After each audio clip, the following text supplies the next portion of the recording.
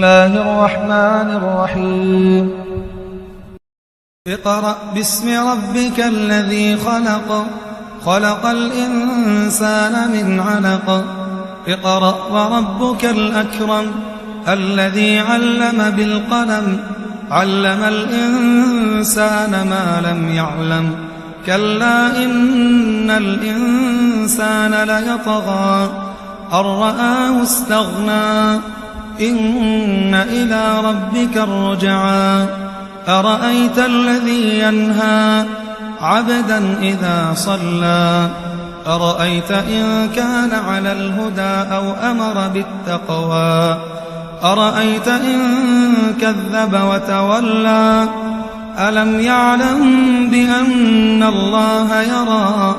كلا لئن لم ينته لنسفعا بالناصية ناصية